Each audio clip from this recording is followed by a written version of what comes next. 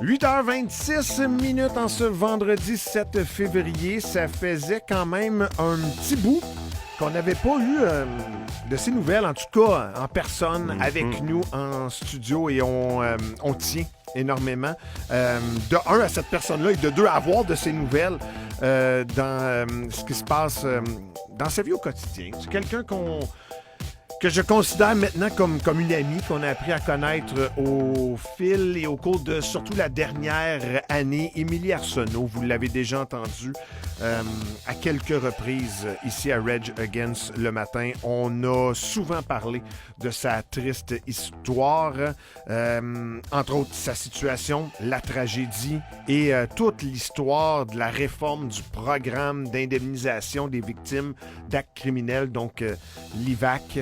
La coupure du financement. Émilie, bon matin. Content de te revoir, chère amie. Merci d'être avec nous ce matin. Bon matin à vous aussi. Moi aussi, je suis contente de revenir vous voir. Émilie, du nouveau dans ta vie personnelle, dans ta vie professionnelle aussi, un retour au travail, et ça, on en avait jasé énormément de ce moment fatidique-là, le moment où tu allais devoir retourner au travail. Comment ça se passe? Et question... peut-être niaiseuse, mais est-ce que tu te sentais prête à ce retour-là? C'est un objectif que je m'avais fixé, là, de retourner au travail après les fêtes. Fait que j'ai travaillé vraiment dans ce sens-là, autant en réadaptation, autant qu'avec ma psychologue, qu'avec ma famille, à être prête à retourner au travail. Si je vous le cacherai pas, là, c'est un métier que je rêve de faire depuis que je suis toute petite. Fait que c'est sûr que ça l'aide quand tu fais quelque chose que t'aimes. Ça se passe quand même bien. Vraiment, là, ça va bien. Puis j'aime vraiment ce que je fais. Puis souvent, on me dit « on dirait que tu as retrouvé ta petite étoile dans tes yeux. » là. Fait qu'ils sont comme contents pour moi. Mais c'est ça. C'est quelque chose, par exemple. Là. Je vais aussi à l'université en même temps. Oui. Mais j'ai besoin de m'occuper parce que c'est quand que je fais rien que là, ça va pas. Tu es éducatrice en service de garde, en CPE, c'est bien ça? En fait, là, je suis rendue professeure. Professeur? Ouais. Oh, à l'école? Oui. Dans quelle classe? En 4e année. En 4e année? Ouais. Parfait. Bravo. Oui, excellent. Puis, la question que j'allais te poser, puis là, tu es libre à toi de répondre ou non, mais est-ce que des fois, ça te fait repenser justement à ta gang, à tes boys, ou tu es capable de passer à travers? Oui, je peux pas dire que non, parce Ouais. que surtout que 4e année, c'est là où Olivier serait censé être rendu. OK. Mais j'essaie vraiment de pas y penser le moins possible pendant que je suis au travail, de faire comme, tu sais, poker face, là, vraiment. Oui. Là, tu sais, je souris, tout va bien, puis la vie est belle, mais tu sais, c'est sûr qu'un défi aussi que je m'avais donné, c'était de le dire au monde avec qui je travaille, là. Donc là, mes collègues sont tous au courant, puis... Parfait. Ouais.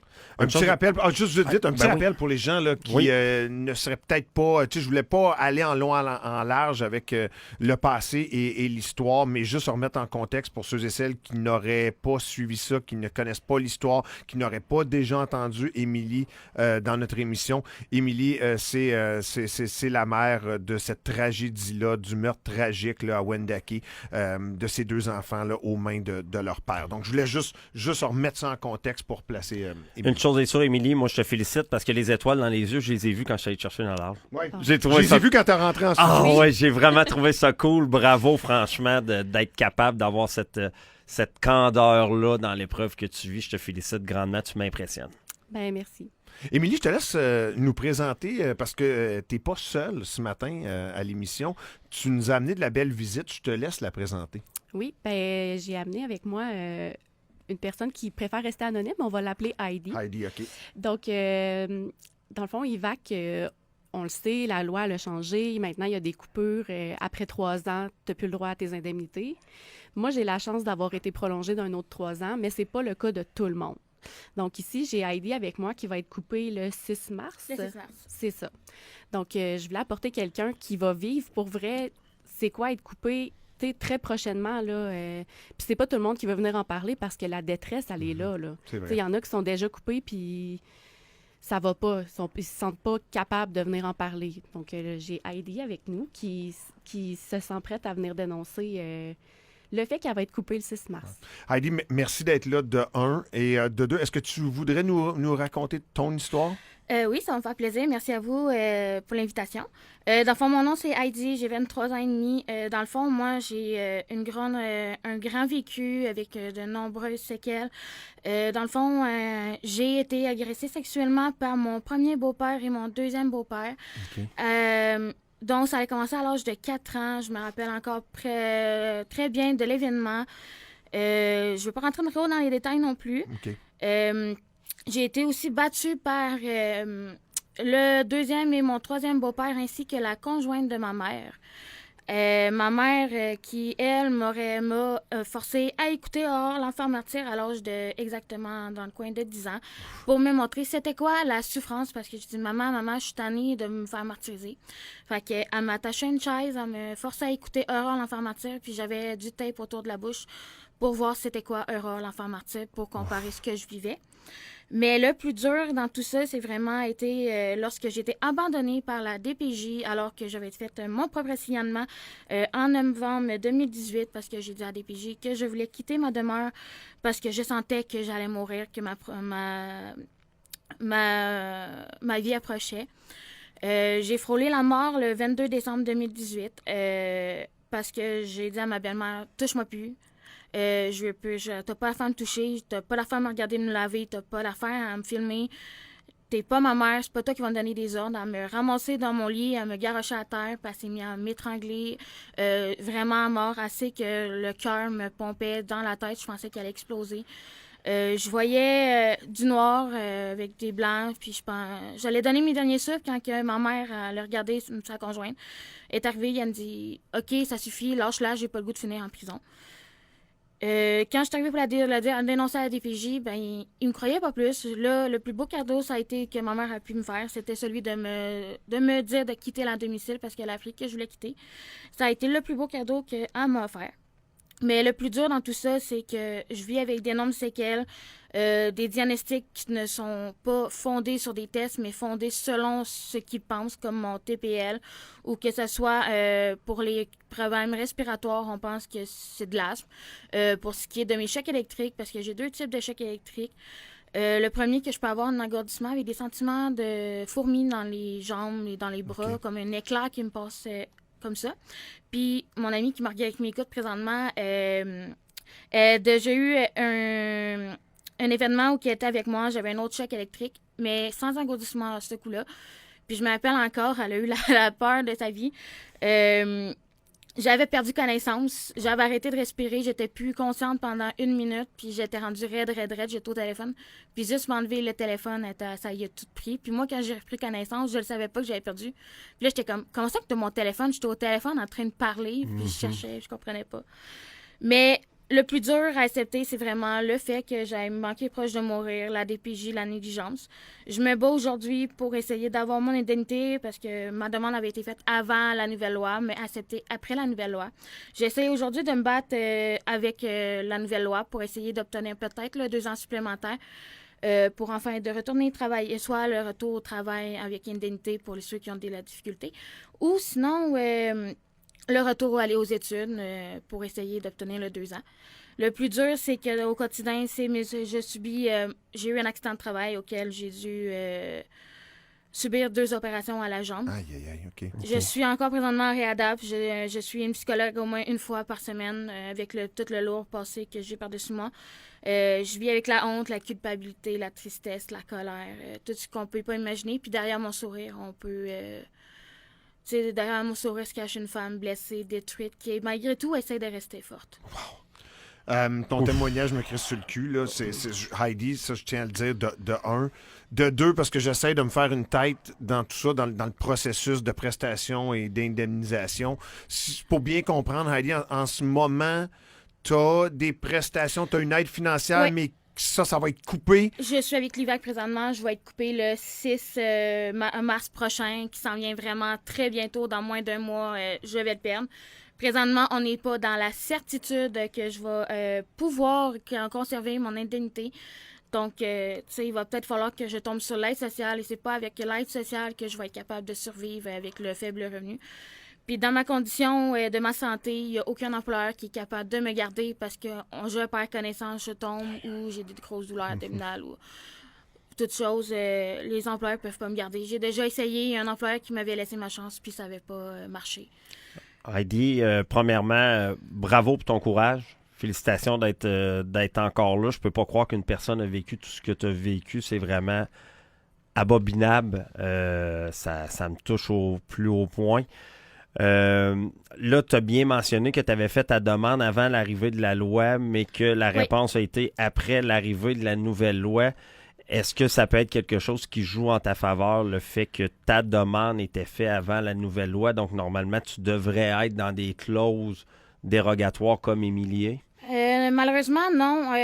En fait, c'est que ma demande avait été faite, elle était lancée en septembre, il y a 3 ans exactement, et acceptée en novembre. C'est pour ceux qui sont sur l'hiver et qui ne savent pas de ce que j'ai appris par la conseillère Henri Adams, c'est que les personnes de 3 ans qui vont être coupées peuvent demander une évaluation pour voir les séquelles permanentes qui sont, eux, avec ça que les médecins écrivent. Les spécialistes, ils peuvent après ça évaluer si oui ou non tu peux avoir une demande de prolongation. Ouais. Émilie, je me retourne vers toi parce que il me semble que l'exemple de Heidi, c'est l'exemple parfait des discussions qu'on a déjà eues par rapport à essayer de mettre une date de péremption ou une date butoir sur les émotions des victimes, sur le est-ce que cette victime-là est prête à ce moment-là de retourner puis pas y aller cas pour cas. Je me trompe pas, là? Ben non, c'est complètement ça. Là. C'est le meilleur exemple. Elle a essayé de retourner au travail. Mais c'est pas qu'elle n'est pas une bonne employée, c'est qu'elle a des problèmes de santé. Elle peut pas travailler. Puis là, on lui dit, ben tu te mettras sur l'aide sociale. Mais elle n'a pas choisi sa vie. Elle n'a pas choisi d'être une victime. Fait que c'est vraiment, là, elle se fait revictimiser par le système complètement, là. C'est le meilleur exemple qu'on peut donner de quelqu'un qui, c'est pas parce qu'elle veut pas travailler. Là. Non, surtout que ça arrive dès l'âge de 4 ans. Là, donc, on s'entend qu'on choisit pas ça à 4 ans. Là. De toute façon, on ne choisit pas à 40 non plus. Non, ben, peu importe l'âge, on ne choisit pas. Non, mais pour donner un exemple, là, quand je parle, j'ai beaucoup de monde qui connaissent mon histoire, quelques-uns. Des parents, surtout, qui peuvent pas croire que des parents ont été capables de faire ça. Puis on va s'entendre aujourd'hui qu'en 3 ans, c'est impossible de voir tous les spécialistes, de finir les procès. Pour vous donner une idée, j'ai une poursuite pour fraude contre ma propre mère ainsi que pour voies de fait qui rentrent les agressions, etc., contre ma mère et sa conjointe. En fait, ça vient de commencer les procès, mais c'est des dates de remise. Puis le plus dur là-dedans, puis la raison pour laquelle je suis encore en vie aujourd'hui, c'est que je vais être honnête avec vous. À l'âge de 7 ans, j'ai essayé de m'enlever la vie parce que je vivais l'intimidation, la violence, j'ai été forcée à fumer, à boire à l'âge de 7 ans. Puis, Dieu merci, j'ai pas resté accrochée. Bravo. Mais, écoute, j'ai essayé de m'enlever la vie en m'étranglant. Puis, un moment donné, j'ai arrêté, j'ai dit non. J'ai dit, c'est pas vrai que je vais donner raison à mes agresseurs, à mes intimidateurs. J'ai dit non. J'ai dit, un jour, je vais trouver mon prince charmant qui va me délivrer. Je l'ai trouvé aujourd'hui, malgré qu'il m'a été enlevé il y a 2 ans et demi. Je l'adore. C'est dur, c'est un coup dur. Mais je reste forte malgré tout. On se soutient un l'autre. Puis, je me suis dit qu'un jour, j'allais le trouver. Je l'ai trouvé, je m'en sors. Puis, je me suis toujours accrochée sur ça. Puis, c'est la raison pour laquelle je suis encore en vie. Heidi, t'es tellement une femme forte. On va le mettre en majuscule. Extraordinaire. Je trouve que ce témoignage-là, cette discussion-là est importante n'importe quand dans l'année. Je vais souligner le fait qu'elle est encore plus importante dans cette semaine de prévention de suicide avec le message que tu viens de livrer. À quel point le processus est complexe, puis je me vire vers vous deux, là, je pose la question à vous deux, complexe d'essayer de prouver au système qu'on devrait continuer à avoir cette aide-là, cet encadrement-là, ces prestations-là. Je vois tous les papiers devant toi, Heidi, à quel point c'est complexe d'essayer de prouver qu'on est juste pas prête personnellement, tu sais, d'aller plus loin ou d'avancer tout de suite, qu'on a encore besoin d'aide. Oui, puis surtout, en plus, le problème, c'est qu'avec mon âge, mon âge est un facteur, beaucoup. Écoutez, j'ai dû me battre avec mon médecin pour me faire enlever les médicaments.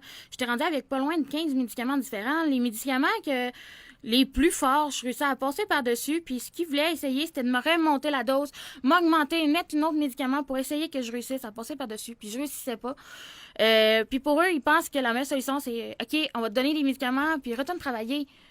Mais j'ai essayé, la dernière personne, ça a été une infirmière en santé mentale que j'avais avant qu'elle tombe en congé de maternité. qui m'a obligé, ouais, retourne travailler. J'ai porté plusieurs CV. J'ai été porter plusieurs CV. Je veux savoir, il y a une résidence qui m'a offert ma chance en cuisine. Mais, tu sais, j'ai tombé, je me suis blessée, j'ai perdu une énorme quantité de sang, je perdais connaissance. J'ai même été, puis ce qui m'a pas aidé, j'ai été offrir un repas qui était à moitié cuit parce que j'avais perdu juste connaissance cette journée-là 4 fois à la résidence. Puis ils pouvaient pas me garder dans une telle condition auquel j'étais pas présente, je perdais connaissance, j'avais des chocs électriques, je sacrais parce que les chocs électriques sont tellement épouvantables que je t'avais d'en partir une danse. C'est pas que tu veux pas, c'est pas que t'essayes pas, tu sais. J'essaye, je fais le possible, je suis suivie par un psychologue, mais tu sais, 17 ans, soit 14 ans de souvenirs atroces, ça fait pas s'enlever du jour au lendemain en 3 ans. Puis en 3 ans aujourd'hui, avec le système de manque de personnel, c'est impossible de pouvoir voir tous les spécialistes. Puis c'est pas en se basant sur ce qu'on pense que tu peux diagnostiquer. Absolument. Le système n'est pas juste mal fait, il est injuste. Il est injuste totalement. Émilie Heidi, je vous promets que cette entrevue-là, on va l'envoyer directement au bureau du ministre. On va l'envoyer à tous les partis d'opposition aussi. Il faut absolument, Heidi, que ton histoire et ta voix soient entendues partout au Québec pour faire flancher le ministre Simon Jolin Barrette puis la CAQ dans cette loi-là et cette procédure-là complètement injuste pour des êtres humains qui ont sévi des sévices importants comme Heidi. J'en reviens pas, je shake de ton histoire depuis tantôt. Émilie, Heidi, tu sais, à part ce qu'on va faire là à la radio, parce que je considère qu'on a cette mission. On s'est donné cette mission-là avec entre autres Émilie. Là. Exactement, on n'a pas le choix de le faire. Est-ce qu'il y a d'autres recours qui sont possibles ou Heidi, tu fais juste recevoir ça en pleine face? Puis... c'est vraiment dur au quotidien parce que, tu sais, c'est mon âge, c'est un défi au quotidien, mon âge. Mon passé est un défi. Je me bats pour... tu sais, c'est de là, tout présentement, c'est... OK, il me reste moins d'un mois. Tu sais pas ce qui va arriver avec toi. Tu ne sais pas si tu vas avoir un revenu, si tu vas être accepté pour ta prolongation, trouver un emploi. C'est impossible. C'est pas avec un 600, 700 $ de l'aide sociale que tu vas survivre. Aujourd'hui, un loyer, c'est quoi le plus abordable? 1000 $, 1200? 204,5? Non, ça n'a pas de sens. Non, on va envoyer Heidi dans la pauvreté avec tout ce qu'elle a subi. Donc, à l'aide alimentaire, t'imagines tout ce qu'on va lui faire subir. Je peux même pas forcer. Puis, je suis obligée, quand j'appelle un taxi, de dire je paye pas si vous m'avez pas un chauffeur qui peut m'aider à monter mes sacs parce que j'ai subi pas 2 opérations, une petite pour m'enlever des fragments d'os parce que j'ai eu un accident de travail le jour de la fête à ma mère. Puis ma mère me croyait pas parce que j'étais pas bleue, j'étais pas enflée. Ça allait casser mon os au lieu de le replacer. J'ai subi une 2e opération en juillet dernier. Une grosse opération auquel ils ont dû me couper l'os, le haut et le bas de la rotule pour la réanimer. Je suis encore en réadap aujourd'hui pour essayer de vivre. Je suis pas capable de rester trop longtemps assis ni trop longtemps debout. Pour monter les escaliers, c'est un défi. Au quotidien, pour moi, ça vient très difficile. Là. Beaucoup de réactions via le 88-971-1021. Beaucoup d'amour qu'on t'envoie, Heidi, avec le témoignage que tu nous livres aujourd'hui. Jeff l'a bien dit, le message, on va le passer. On va continuer à faire ce qu'on a commencé à faire, qu'on s'est donné comme mission avec, entre autres, Émilie, il y a plus d'1 an maintenant. Moi, je l'ai dit tantôt, ça me jette sur le cul. Tu as un passé tellement lourd, cette incertitude-là est encore plus lourde quand toi, t'essayes d'avancer puis t'en sortir, puis de t'améliorer comme personne, puis améliorer ton sort puis ta situation, ça me fait complètement capoter. Puis on n'est pas tout seul non plus à vivre ça. Tu sais, je suis sous des groupes, beaucoup de monde essaie de se battre, trouve que l'injustice est là. C'est pas pour rien qu'il y a le groupe de la page Facebook Les victimes abandonnées par les vagues. Beaucoup de monde déplore la nouvelle loi avec plus. Maître Sophie Mongeon puis Maître Bellemare, là, qui nous nous appuient vraiment beaucoup. Là. Ouais. On a eu de la chance d'avoir une nouvelle avocate qui s'est rajoutée à notre cause aussi. Ça, c'est super agréable. Là. On espère que la loi va changer prochainement. Là, pas pour nous, mais pour tout le monde, toutes les victimes qui vivent des affaires. Ce qu'on voudrait, honnêtement, le message que j'aimerais que le gouvernement comprenne, c'est que ils se mettent à notre place, ils se mettent juste à notre place 2 minutes sur la souffrance qu'on vit au quotidien, les défis que ça nous apporte, que, tu sais, c'est pas 3 ans qui va nous aider à surmonter des telles douleurs, des traumatismes, une souffrance, des pertes de famille ou de membres de famille, leurs enfants, ou juste toi-même, ou la violence conjugale. C'est impossible de survivre en 3 ans. Wow! Ouf! Ça continue de rentrer toute l'amour. Je veux juste Ouais. dire, beaucoup d'amour qui rentre d'auditeurs, auditrices en ce moment. 88 971 1021. Émilie, toujours un plaisir quand tu passes nous voir. Tu le sais, la porte est toujours ouverte pour toi. Tu nous fais signe, tu nous tiens au courant de ce qui se passe. Merci d'avoir invité Heidi avec toi ce matin. Ton témoignage est incroyable. Tu es une femme tellement forte et je suis content d'avoir fait ta connaissance aujourd'hui. Jeff l'a bien dit. Oui. Ce qui vient de se passer à Rage Against le matin, bon, ça a touché plein de gens en direct. On va l'envoyer. Ça cet restera pas là. audio-là, là. On Non. va continuer à pousser. De toute manière, j'avais prévu, comme vous voyez, j'ai écrit 3 pages, en fait. Je l'ai pas lu, mais ça a pas mal fait un résumé parce que sinon, on va coucher ici. Non, Mais non. j'avais prévu probablement l'envoyer à plusieurs journalistes là, pour que ça soit publié. Là. Parce que honnêtement, c'est pas juste moi, mais c'est des milliers de personnes comme Émilie qui est avec moi aujourd'hui, que autant les personnes qui peuvent nous écouter, qui sont sur des groupes des victimes d'actes criminels, qui sont sur l'IVAC ou qui sont en attente, qui peuvent se faire refuser à plusieurs reprises. J'en ai un, j'ai vu que ça faisait juste 5 fois qu'il s'avait fait refuser l'IVAC dernièrement. Wow. Émilie, Heidi, Ouais. merci de passer nous voir ce matin. Émilie, félicitations Ouais. de prendre ce rôle de leadership-là avec les gens, justement, comme Heidi, qui vont se faire couper leurs prestations. Dans ton cas, ce n'est pas pour immédiatement, mais de servir, justement, de leader comme ça à ce groupe-là. Je te félicite. Je t'ai dit que tu avais des étoiles dans les yeux, tu en as encore plus. Bravo. Oui, ben, je suis contente de ton témoignage, vraiment, là, parce que c'est ça. Tu sais, moi, j'ai eu la chance d'être prolongée 3 ans, puis j'ai la chance d'être accompagnée. Tu sais, je veux dire, moi, j'ai une famille autour de moi qui me supporte, puis qui sont là, qui sont aimants, puis qui m'aident. Mais c'est pas tout le monde qui a cette chance-là, puis ça fait une énorme différence, là. 8h48. Merci à vous deux. Merci. Courte